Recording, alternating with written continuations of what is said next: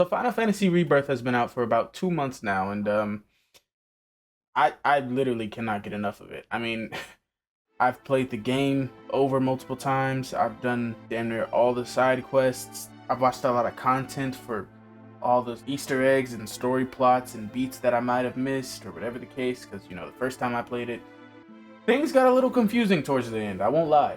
And the biggest question I have is, where could Part 3 possibly start? I mean, we all know where Part 3 originally starts in the original game. Well, after this sequence, I should say. I mean, we go up north, and then next thing you know, we're at one moment we're crying about a death scene, and then the next we're snowboarding. So it's kind of, I don't want that tone shift to happen in these games. These games are a lot more thematic, and they carry a lot more emotional weight than the original game, I would say.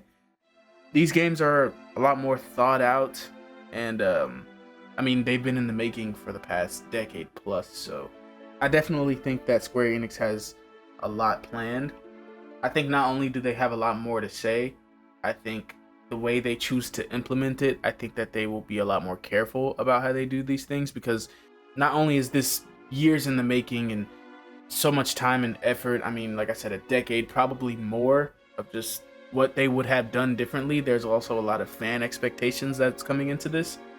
A lot of people are speculating where things could go. A lot of people are really invested in this, and they don't want to be let down. And I know that that's a lot of pressure. So at the end of the day, I know that Square Enix handles Final Fantasy VII in particular with a lot of care. So I don't think that they'll be as reckless as they may have been previously. And I'm genuinely interested where they could go. Now, for me personally, even though the ending kind of had a little thing with Cloud and the black materia kind of melding into his Buster Sword, I think that's going to set up for a darker arc than we've seen previously in the original game. But I think that the three most important characters in Rebirth, in my opinion, were Zack, Sephiroth, and Aerith. I think my theory for where these games could start are between those three characters. Now, Zack was the original starter for this game in particular. He's the least likely where I think the next game will start, just because the original Remake Part 1 started with Cloud. This one started with Zack. And while that was an amazing surprise, I don't think that they would do that again. I think that a lot of what they did with Zack was cool, but it was kind of I don't think that it was properly utilized, just because I wish that there was a little more, and I wish that there was a little more explaining. But I understand that they're feeding off that ambiguity. They're feeding off of what they don't tell you just yet, because I think they're setting that up for Part 3 to be a lot more amazing. So that's perfectly fine, but I think moving forward, Zack doesn't matter as much as he would have in this game. I think everything that they should have done really for Part 3, I think that they did in this game. So Zack has to kind of take not a complete backseat, but I think that he can rest for a little while, in my opinion. Unless he's leading up to eventually meeting up with the party again, maybe when Cloud, because Cloud at some point, he ends up disappearing, and Tifa ends up being the leader of the party for a while. And I think that it would be interesting to see Zack replace Cloud in that time. I don't know what they may or may not do differently, but I think that would be interesting. But as far as Zack's story, I don't think it's going to be as important in Part 3. Therefore, I don't think he's something that you should start with. If they do start with him, I think that they will start with him being somewhere in the main universe, because there's a lot of different splits, a lot of different dogs now.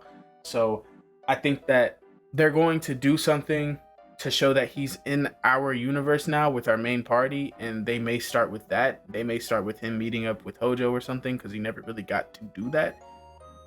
Or he may get to do something with, now he knows the worlds can reunite and separate, and he's in the church somewhere thinking, well, maybe they can reunite again, and maybe they'll start with him figuring out that Aerith has been slaughtered through multiple universes. I don't know. Like I said, I think that this is kind of my low tier speculation of where they could start. if they do start there, that's fine, but I just don't think that's where they should start. My second theory is Sephiroth, and not necessarily Sephiroth, but Jenova. Now, spoilers, as you may or may not know, whoever may or may not be watching this, Aerith dies. She passes away. She gets Hell's Gated from Sephiroth, and she's just out of our party. It's unfortunate, but that's just what it is. In this game, they're setting up for a lot more mind games as far as Aerith's death. We see at the end that Cloud is seeing Aerith walking around and experiencing adventures with our party still, even though she's very well dead. And I am of the opinion that she is dead. I don't think that Cloud actually saved her. I mean, there's proof throughout that he did not save her, unfortunately.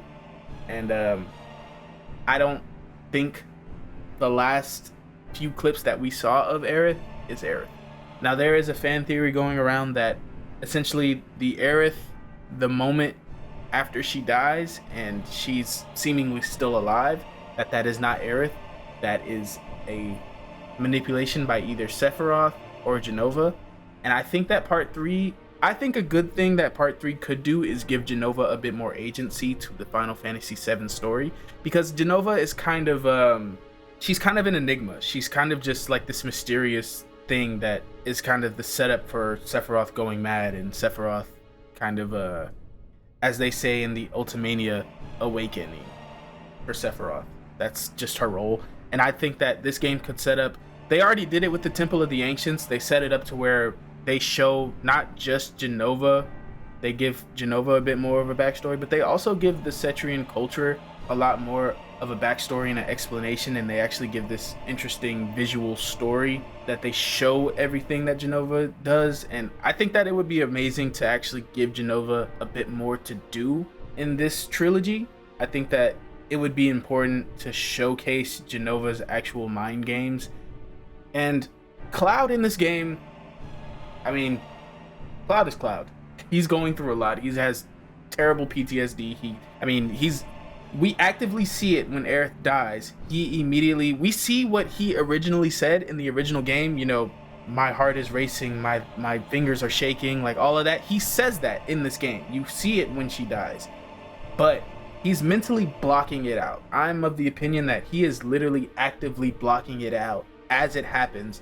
He's showing himself a completely different reality. And I think that Sephiroth knows this, and obviously this Sephiroth is very omniscient for some reason. Obviously, even throughout the original game, Sephiroth is able to manipulate Cloud. Part 3 could set up for a really, really interesting thing where he's not only stringing him along, he's actively manipulating him and bringing him to the worst position we've ever seen Cloud. What I think would be interesting is Part 3 starts off where Part 2 ended, and we just see the plane, the tiny Bronco takes off. Cloud and party are going north, and Aerith is standing there. She's like, goodbye.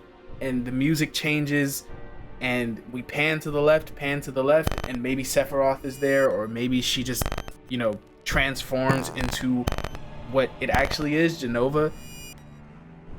I don't see, the problem with the Jenova theory is that I'm not exactly sure how no one else is seeing her. And also the fact that Red 13 seemingly felt Aerith's presence. So it's kind of, it's up to speculation whether or not that's Aerith or Jenova. But I think if that is something that they're trying to set up, I think that would be amazing to kind of just start off exactly where we left off. Part 3 of where I would like for them to start, and I think that this would equally be as interesting, is I think that Aerith, even though she is gone, I think that she will somehow have some sort of significance or playable portion in Part 3.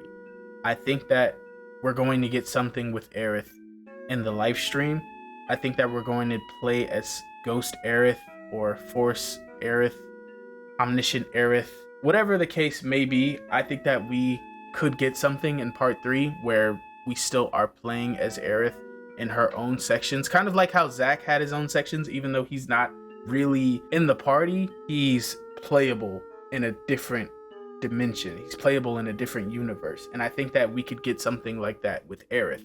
I think not only are they going to make Jenova's agency more potent in this next game, I think that they will also do that for Aerith. I think that they could show an actual chess game between Aerith and Sephiroth in part 3, where Sephiroth is trying to bring Cloud to the worst he's possibly ever been, and potentially I think Aerith and Sephiroth are both omniscient.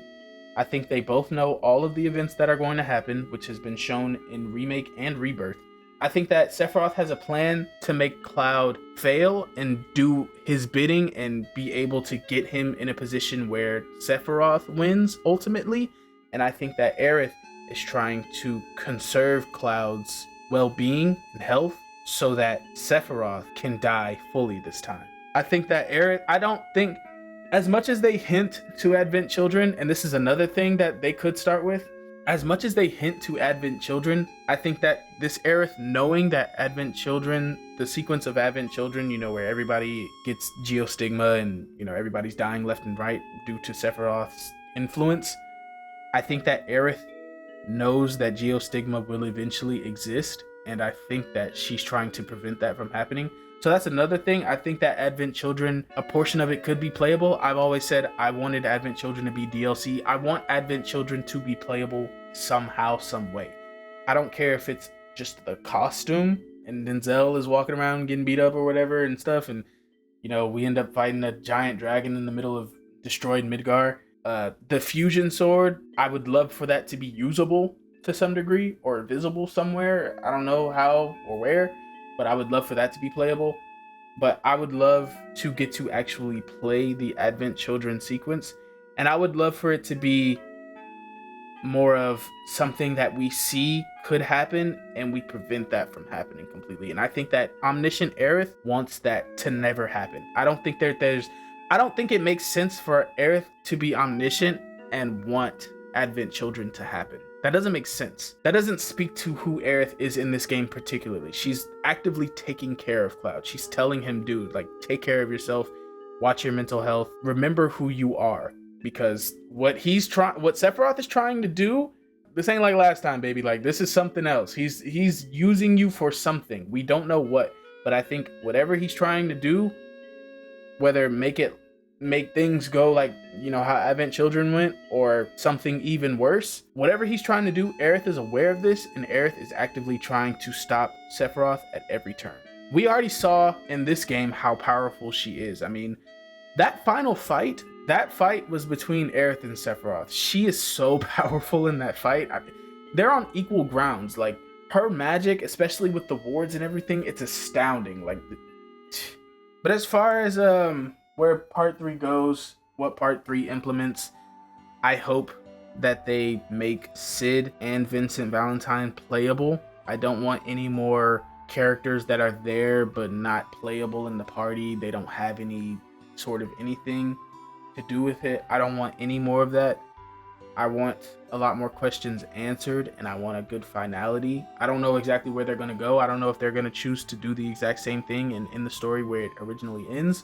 Are they going to do something else? Are they going to add so much more content? Because this next game is the end. I mean, they could do a DLC. Like I said, I would love for an Advent Children DLC. I think that they should completely avoid Advent Children from happening. I think that thematically makes sense for Omniscient Aerith, like I said. But I think that Advent Children should or could be playable, even if it's just a 2-3 hour DLC, because Advent Children is not a long, lengthy story. It could be its own condensed thing. It could be a memory, like I said. It could be a side quest. Anything just to point at Advent Children, to admire Advent Children for the legendary everything that it has to offer. I would love for that to happen. I would love for that to be shown and showcased in this style. I would love for them to edit some things to make it even better, because Advent Children was a product of its time. Even as legendary as it is, it could be better. And I think that, 20, 30 years later, I think that Nojima or whoever has worked on something to make Advent Children not only be better, but make more sense. I'm really excited for this game. I know I'm going to have to wait 3 years from now. I know 2027 is the 30th anniversary. So, a lot of things are up in the air right now. A lot of people are throwing out their own theories, and The best part about it is everybody is wrong. Until something comes out, which the next trailer will probably be next year or something, nobody knows exactly what's going to happen except the very few people that write it. So I'm looking forward to it. If I was to rate these games critically, because I never really did make a video about them or talk about them critically or anything, Remake, I would say, was an 8. It doesn't have, now that I've played Rebirth, Remake, it's kind of just like, Remake just doesn't have the engine and the combat efficiency that Rebirth has, so it makes Remake slightly less playable. I still think that Remake is a really good game, but Rebirth is just the better game.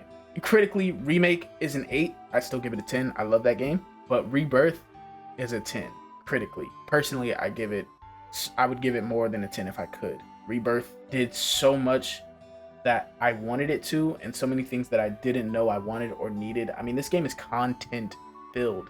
I played 100 hours and I didn't finish everything. I originally bought a PS5 just because I wanted to play this game. I knew that this game wasn't going to come out PS4. I knew it wasn't going to be available on anything else. I knew it wasn't going to be available for PC for a very long time. I bought a PS5 specifically to play Rebirth in its full glory, and it was absolutely worth it. And I'm, to this day, 2 months later, I'm still playing it. I'm still enjoying it. I'm still watching content for it. I'm still watching other people's reactions to it. This game did a lot for me. I'm grateful for it. I can't wait for the next part. I don't think they're going to do a DLC for this game. If they did, they should not do it for anybody else but Vincent Valentine, because Vincent wasn't even, he shot like 2 things in this game. Like, Jesus Christ. I'm excited to see Rocket Town.